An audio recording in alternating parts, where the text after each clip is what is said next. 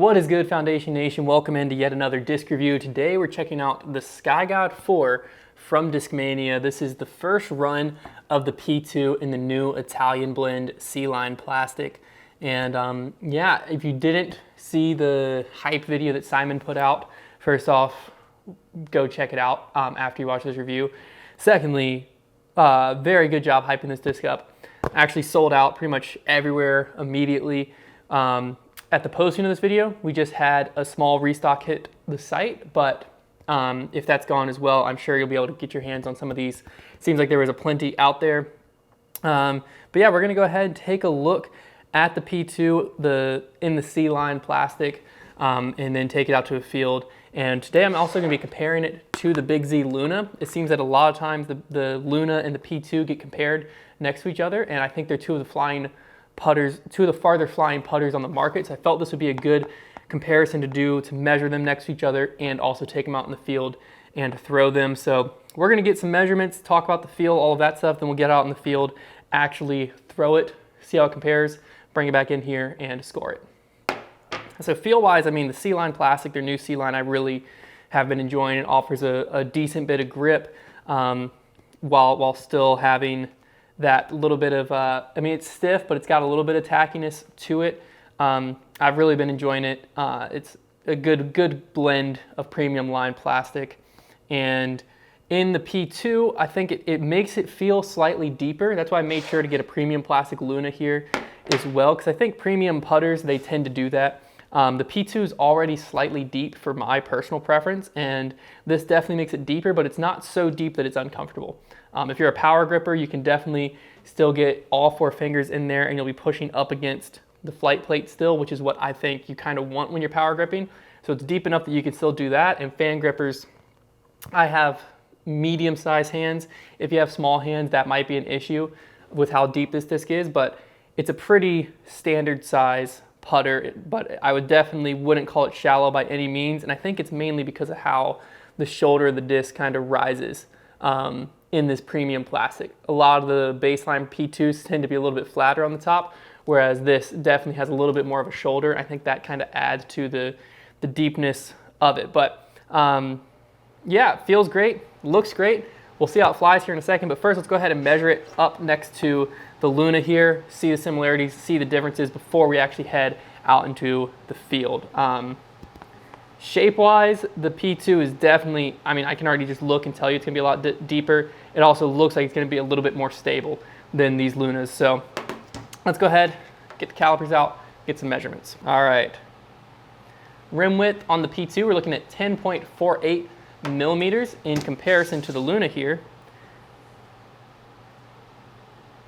We're looking at the exact same. So 10.48 millimeter rim width on both of these premium plastic, the Luna and the P2.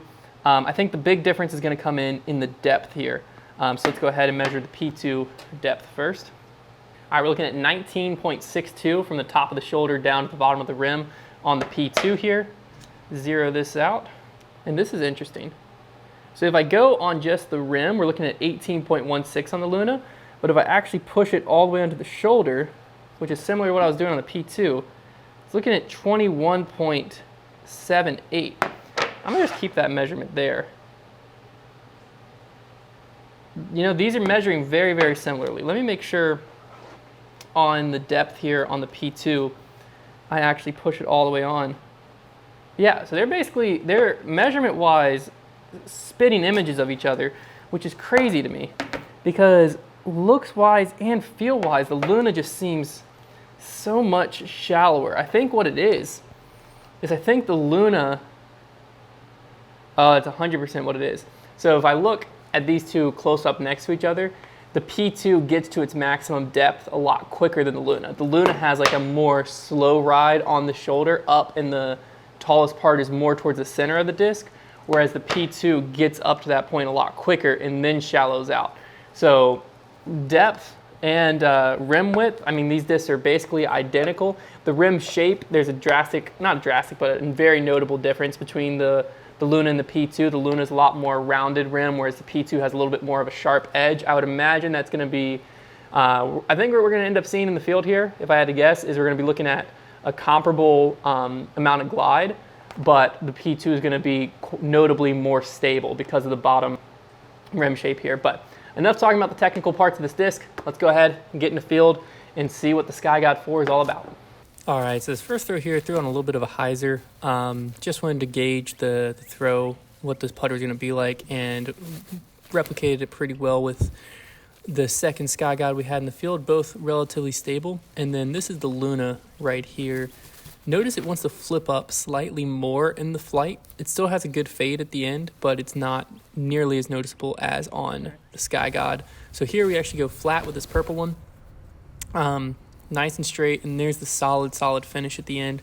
This red one we yank over slightly, but you'll notice even at that low yank over line, you'll see the stability come out there, and then we replicate that line with the Luna here and get over on it a little bit, and it just doesn't quite fight back. So that's something we wanted to replicate a little bit more. So we start with an anhyzer here that fully flexes out with a little more height, which that one actually really surprised me, so I went a little higher, and even higher with a little more power. It still wasn't able to hold over. This is when the true stability started to show here. So I replicated that higher line with this Luna, and yet again, you'll see it hold all the way in pan. So that's where you can see the stability of the P2 versus the Luna shine a little bit. And this is crazy to me. I absolutely crank on this one. A lot of anhyzer, and yet it still fought out and got to flat. All right, so the throws are all in, and it's time to actually go ahead and rate this thing. I must say, I expected it to be stable. It was much more overstable than I thought. I expected it to be like true definition of the word stable, like very straight, slight finish at the end.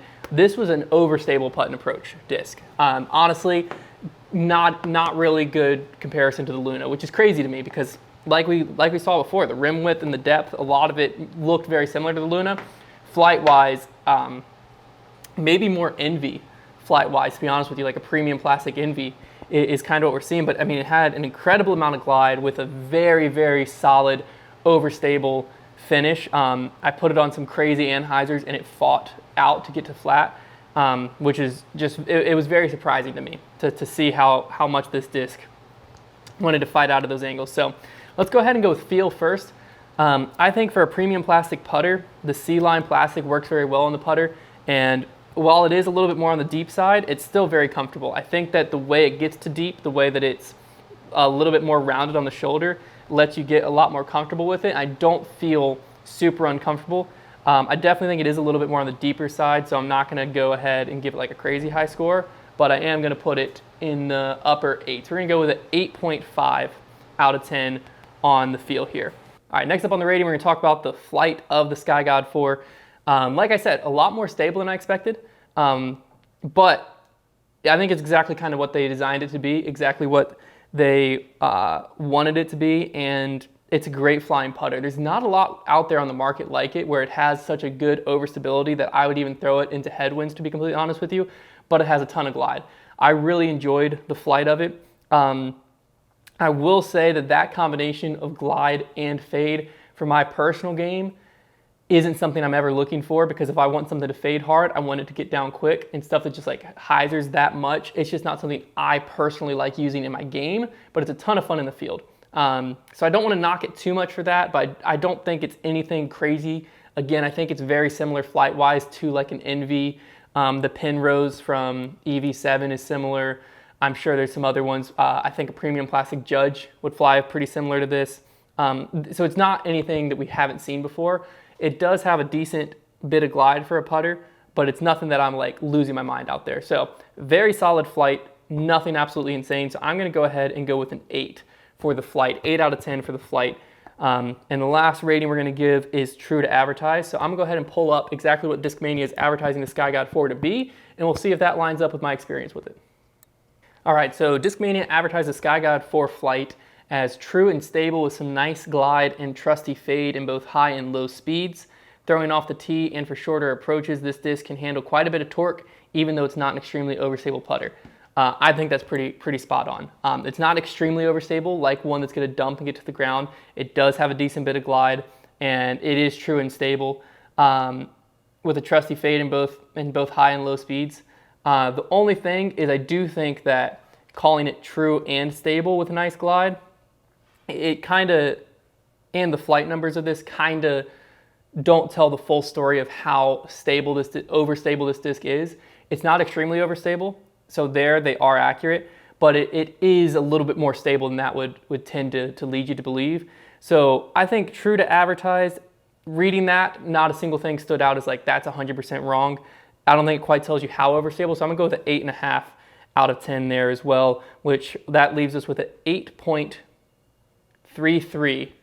So 8.3 is gonna be the final score for the Sky God 4. Very, very solid putter. If you are able to get your hands on one, I highly recommend picking it up and checking it out. If you're looking for something a little deeper than the Envy, or something that feels a little deeper in the hand than the Luna with a little more stability, but you still have that great glide, I highly recommend getting your hands on one of these. Not sure how many were produced, but they should be semi-available on the market, and hopefully they don't get too crazy in the collector's market. But I definitely think this is a thrower's disc. If you have one and you want to collect it, great. But if you have one and you're considering throwing it, definitely take it to the field and give it a toss. You won't regret trying it. And like I said, when this video is coming out, we did just have a small restock of these, hit foundationdisc.com. You can check it out and see if they're still in stock there. Chances are they're not, but who knows? You might get lucky. And yeah, hopefully you enjoyed the disc review. See you in the next one.